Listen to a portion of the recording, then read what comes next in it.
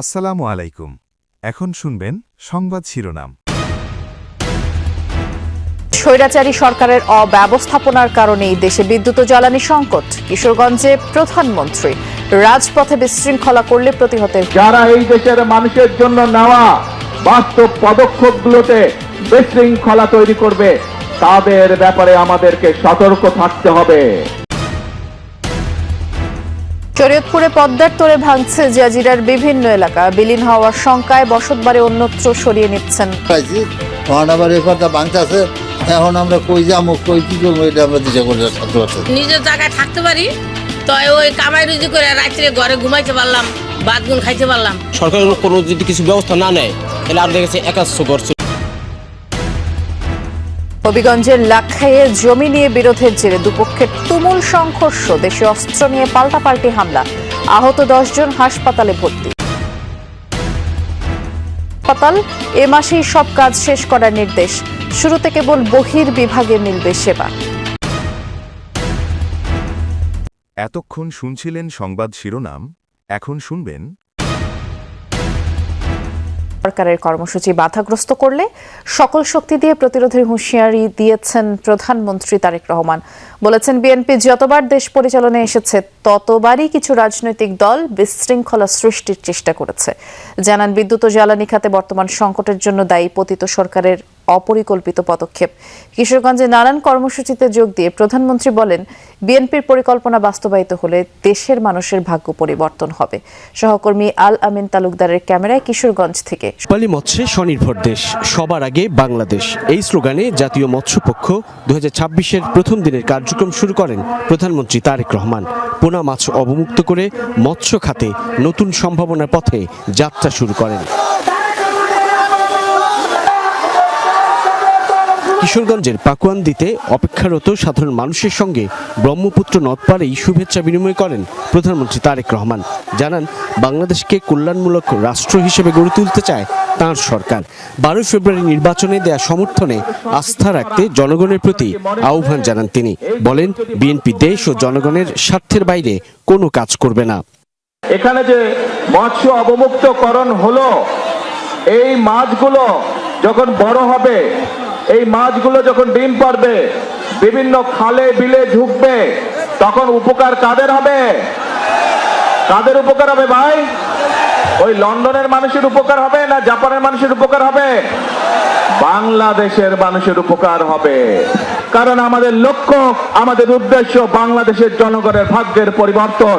আমাদের লক্ষ্য, আমাদের উদ্দেশ্য হচ্ছে যে বাংলাদেশকে একটি কল্যাণমুখী রাষ্ট্র হিসাবে গড়ে তুলতে চায়। প্রধানমন্ত্রী তারেক রহমান বলেন, বিএনপিকে যতবার জনগণ দেশের দায়িত্ব দিয়েছে ততবারই কিছু।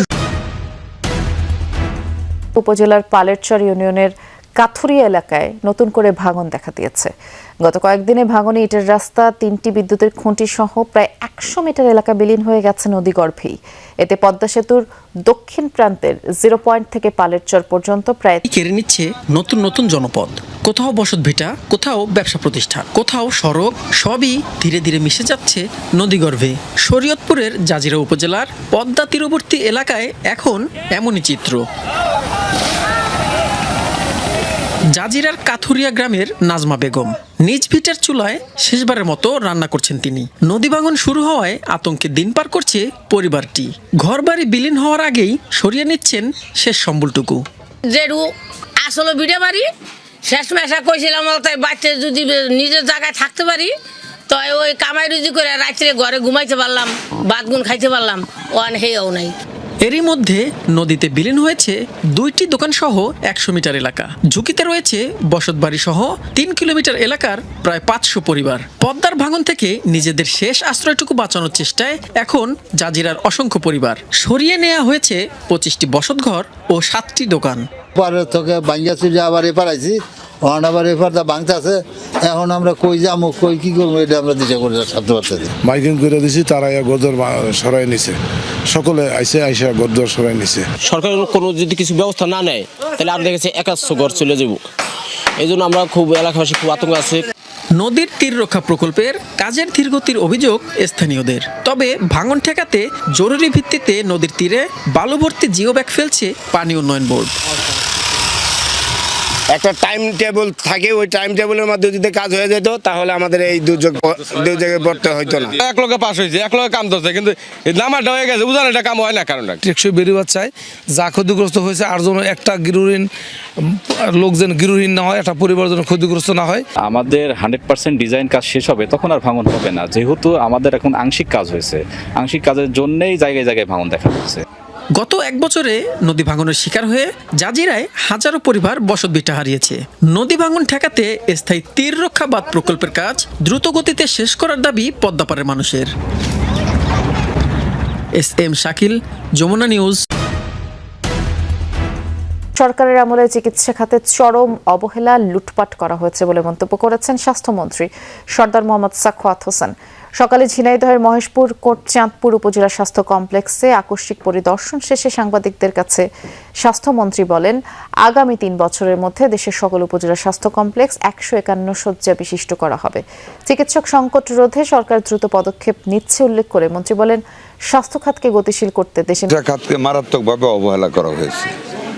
সকল খাতেই লুটপাট করা হয়েছে, চিকিৎসা খাতেও লুটপাট করা হয়েছে। দায়বদ্ধতার অভাব ঘটেছে দেশে, যেই জন্য স্বাস্থ্যসেবা বিঘ্নিত হয়েছে। কাজ শুরু হয়েছে 2017 সালে। 4 তলা ভবন নির্মাণে খরচ 19.5 কোটি টাকা। রাস্তাঘাট, ড্রেন, বাউন্ডারি, সাবস্টেশন ভবনের পেছনে আরও 4.5 কোটি টাকা ব্যয়। এসি জেনারেটর সহ অন্যান্য মিলিয়ে খরচ হয়েছে প্রায় 6 কোটি টাকা। কিন্তু 9 বছর পেরিয়ে গেলেও বরিশালের একমাত্র বিশেষায়িত 200 শয্যার শিশু হাসপাতালটি চালুই হয়নি। অথচ হাসপাতালটি দ্রুততম সময়ে চালুর নির্দেশ দিয়েছেন প্রধানমন্ত্রী। পরিদর্শন করেছেন স্বাস্থ্যমন্ত্রী সহ রাষ্ট্রের আরও গুরুত্বপূর্ণ ব্যক্তি। আগ্রাসী হামের কাছে বাবা মায়ের অসহায় আত্মসমর্পণ। চোখের সামনে দেখেছেন আদরের সন্তানের আর্তনাদ, নিথর দেহ। সীমিত শয্যার বিপরীতে শের-ই বাংলা মেডিকেলে হাম আক্রান্ত শিশুদের চিকিৎসা দিতে হিমশিম অবস্থা। অথচ অব্যবহৃত পড়ে আছে বিশেষায়িত শিশু হাসপাতালের কয়েক কোটি টাকার আধুনিক ভবন। আমাদের 70টা সিট, রোগী ভর্তি থাকে এভারেজ 6 থেকে 700। এই রোগীগুলো আমরা সিট দিতে পারি না, আমাদের ফ্লোরে রাখা নিচে রাখে। হামের প্রাদুর্ভাবের মধ্যে সীমিত পরিসরে চিকিৎসা সেবা চালুর উদ্যোগ নেয় স্বাস্থ্য বিভাগ ও স্থানীয় প্রশাসন। তড়িঘড়ি আনা হয় কয়েকটি বেড। ভবন পরিদর্শন করেন প্রধানমন্ত্রীর বিশেষ সহকারী, স্বাস্থ্যমন্ত্রী সহ অনেকে। আগস্টে হাসপাতাল চালুর আশ্বাসও দেন, কিন্তু ফলাফল শূন্য। আশা করছি আগস্ট মাস নাগাদ আমরা কিছু কাজ, শিশু হাসপাতালের কিছু সেবা আমরা শুরু করতে পারবো। সমস্ত কিছু তালিকা আমি নিয়ে গিয়েছি। এগুলি কিছু ওইখান থেকে টেন্ডার হবে CMSD থেকে, আর কিছু এখান থেকে ক্রয় করা হবে। ফান্ডের ব্যবস্থা ঢাকা গিয়ে ইনশাল্লাহ আমরা করব। বরিশাল শিশু হাসপাতালের অবকাঠামো নির্মাণে 9 বছরে খরচ হয়েছে 30 কোটি টাকা। তবে এখন পর্যন্ত এখান থেকে একজন শিশুও স্বাস্থ্যসেবা পায়নি। দায়িত্বশীলরা আশ্বাস দিচ্ছেন খুব শিগগিরই এই হাসপাতালের কার্যক্রম শুরু হবে। কিন্তু কিভাবে? জনবল নিয়োগ, যন্ত্রপাতি ক্রয় সহ এখনও বাকি অনেক কিছু।